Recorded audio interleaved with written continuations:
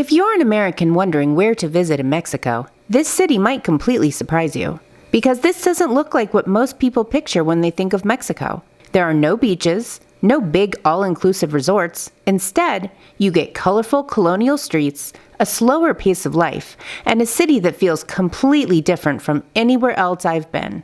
The first thing I noticed when I got to San Miguel de Allende is just how beautiful it is, but also how easy it felt. There's a reason San Miguel de Allende has been named the best city in the world by various travel publications. It's walkable, it's incredibly charming, and honestly, it might be one of the most comfortable places to visit in Mexico as an American. One of the biggest reasons people fall in love with this city is how beautiful it is. Every street feels like something out of a postcard. The colors, the architecture, the little details everywhere you look. And then, of course, there's the iconic Parroquia de San Miguel Arcángel, which kind of feels like the heart of the whole city. No matter where you walk, you're constantly seeing views like this, especially around sunset when everything starts to glow. San Miguel de Allende is a UNESCO World Heritage Site, which seeks to encourage the identification, protection, and preservation of cultural and natural heritage around the world considered to be of outstanding value to humanity. Due to the city's universal value,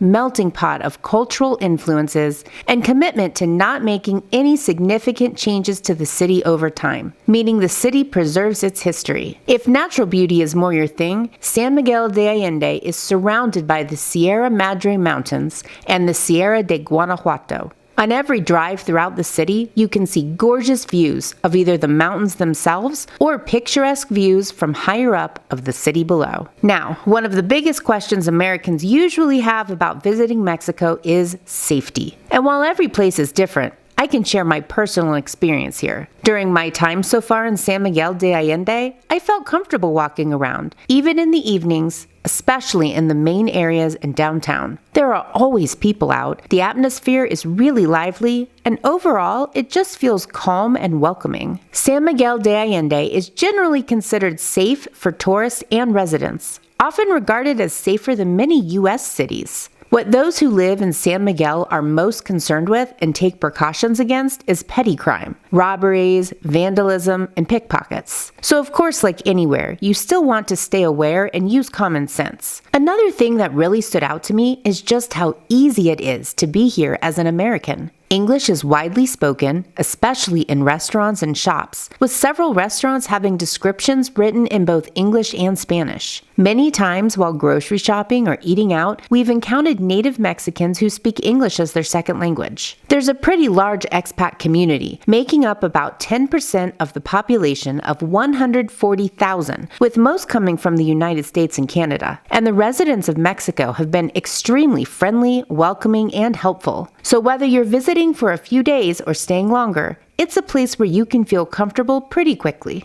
One of my favorite things about San Miguel de Allende is how walkable it is. You really don't need a car here, especially if you stay near Centro. Most of the main areas, restaurants, and sites in the downtown area are all within walking distance. And honestly, walking is the best way to experience it anyway, because you get to discover so many little details along the way. Something to note though, those cobblestone roads downtown are no joke, and you're more likely to experience violence from the cobblestones than from another human here. The food scene here is also something I didn't expect. Of course, you have amazing traditional Mexican food, but there's also a huge variety of international options, cozy cafes, and rooftop restaurants with really beautiful views of both the mountains and the city. The culinary landscape ranges from late-night street vendors serving tacos to high-end, diverse international restaurants, particularly in the city center. We've eaten at restaurants with casual, traditional Mexican cuisine, Italian restaurants with handmade pasta, fusion restaurants serving delicious smoothies, and at street vendors serving tacos al pastor. San Miguel de Allende is the kind of place where you can spend hours just sitting at a cafe, people watching, and enjoying the atmosphere. And if you enjoy cooking, there's a combination of locally owned markets, such as produce stands, meat markets, and bakeries,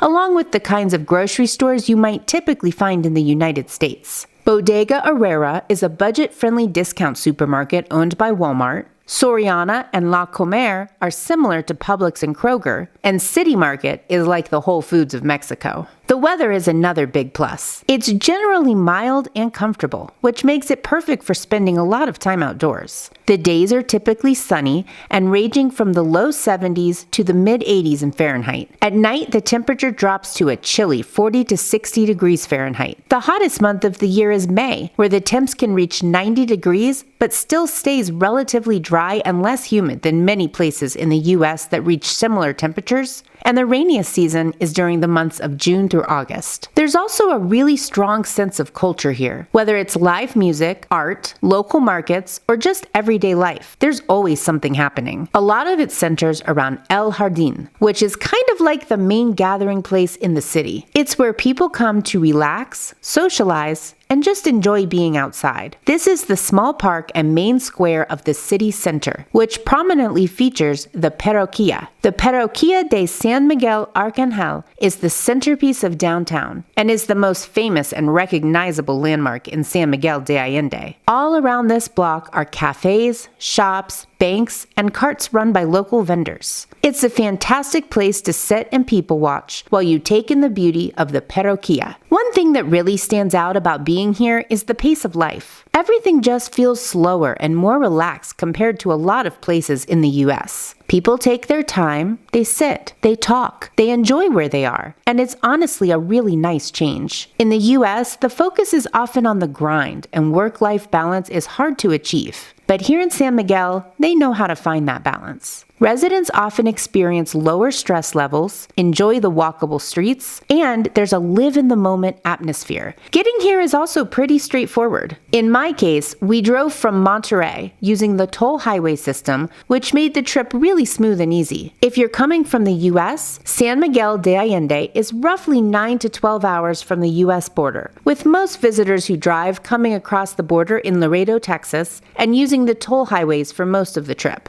If you'd prefer to fly, the best airports to fly into from the US are Bajío International Airport in Guanajuato, which is approximately 1.5 hours away, or Querétaro Intercontinental Airport, which is approximately 1 hour and 15 minutes away. You can rent a car for the rest of the drive or take an Uber to the city. I think this city is especially perfect for many types of travelers. If you're someone who enjoys walking, exploring, or just soaking in the atmosphere, you'll probably love it here. If you're looking for beautiful architecture and a multitude of photo-worthy spots, you're going to be very pleased with what you find. And if you want mountain views, don't worry. It's got those too. Despite there always being something happening in Centro for you to attend, San Miguel de Allende is a fairly quiet area, especially if you choose to stay somewhere just outside of the city center. You can really immerse yourself in Mexican culture while still feeling comfortable with communication with those around you if you're still learning your Spanish. It's great for couples, solo travelers, retirees, and even remote workers looking for a slower-paced place to spend some time. At the same time, it's not going to be for everyone. If you're looking for beaches or a big party scene, this probably isn't the best place for you. This isn't a city with beachside resorts or cruise ports. And because of the cobblestone streets and hills, it can be a bit challenging if you don't enjoy walking. So, is San Miguel de Allende the best place in Mexico for Americans? Honestly, for a lot of people, I think it might be. It's beautiful, it's easy, and it offers a completely different kind of experience than what most people expect. But I'd love to know what you think. Is this somewhere you would want to visit? Let me know in the comments down below. And if you've made it this far in the video, make sure to like and subscribe to the channel. Thanks for watching, and we'll see you next time.